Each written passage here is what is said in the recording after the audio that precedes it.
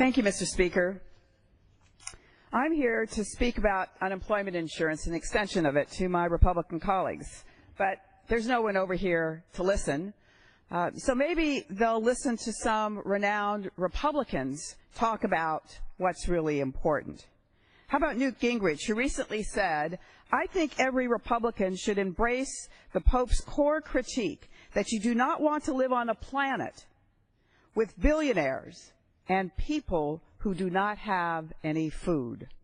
Or how about John Feehery, a Republican strategist, who said, "What does the Republican Party actually believe in?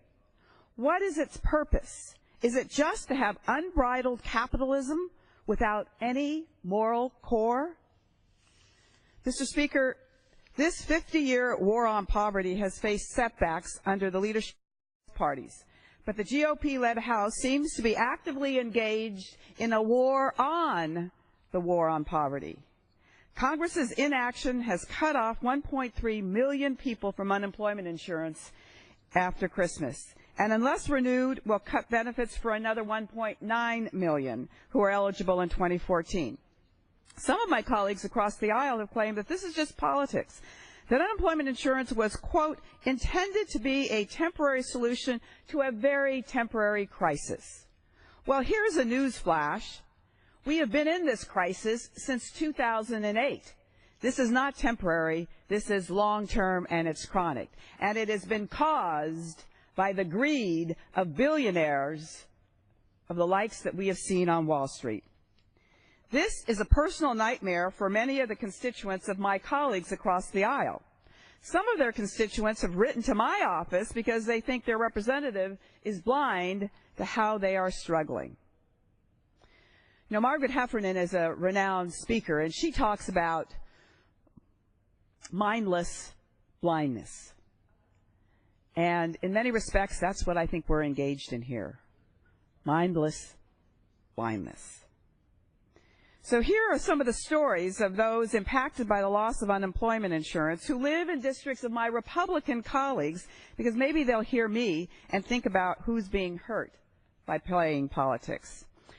Payne Springs, Texas resident Linda Morosco shared her story with me on my congressional Facebook page. Linda was 60 years old when her legal secretary job was eliminated, with more than 40 years of work experience under her belt. This is not someone sitting on a couch at home. 40 years of experience as a paralegal secretary. She believed unemployment insurance would protect her if she lost her job. Even while caring for her 80-year-old mother with breast cancer, Linda continued to look for work but got very few interviews. Her 91-year-old father then fell ill and died, but Linda continued to look for work even while in mourning and caring for her sick mother. The few interviews Linda does get, she is surrounded by people in their 20s and 30s and thinks that her age might be keeping her from securing a job. Quote, "My unemployment ended on December 28th. I have no savings, I haven't paid rent yet, or electricity, or the car payment, or the phone bill, because I don't have enough money to make those payments," she wrote to me. Well, Linda, I hope your Republican congressman reaches out to you immediately to explain to you in his own words why you shouldn't have your unemployment insurance extended after being employed for 40 years in this country. Unemployment isn't a temporary problem for Daniel Burrow of Beauregard, Alabama. Daniel just hit his 26th week of filed unemployment. He lost his job in the auto industry in 2012 while he was on medical leave.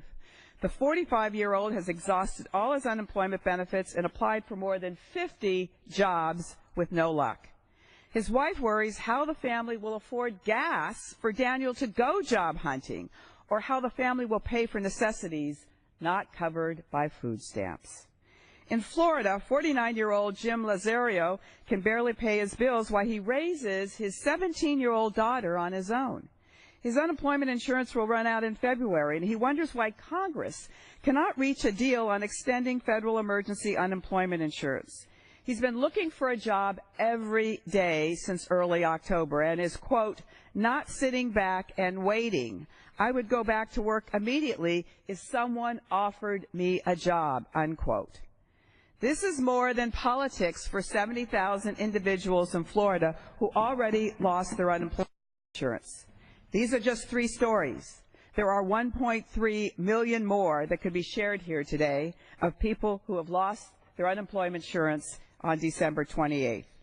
Yesterday was the 50th anniversary of President Johnson's announcing a war on poverty. The real question is, why are our colleagues waging a war The on the war on poverty? I yield back.